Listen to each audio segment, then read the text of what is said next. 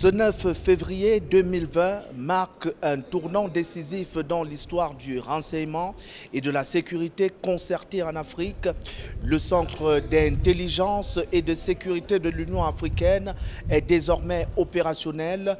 Le bâtiment qui doit l'abriter a été inauguré ce jour, même à Addis Abeba. Pourtant, cela n'aura pas été facile. Il a fallu 16 ans au projet pour prendre définitivement corps.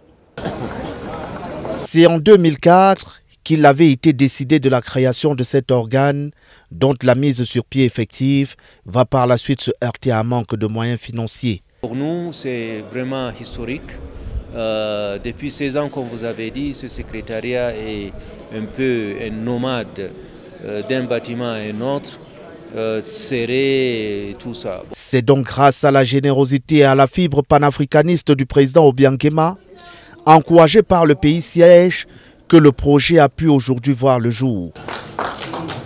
Par la grâce de deux présidents ou bien de deux pays, l'Éthiopie qui nous a donné le terrain, qui a payé l'indemnité des gens qui avaient ce terrain, et puis aussi la générosité du président Mbasogo qui a financé presque totalement la construction de ce bâtiment, mais pas aussi la construction du bâtiment, mais aussi le meuble. Il convient tout de même de relever que cet acte a bénéficié d'un accompagnement collectif.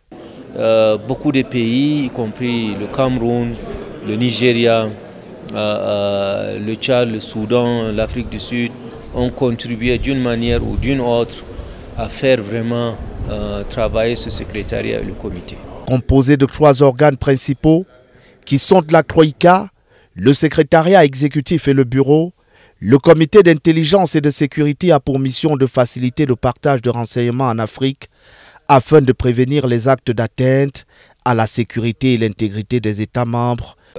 Échanger, analyser et puis aussi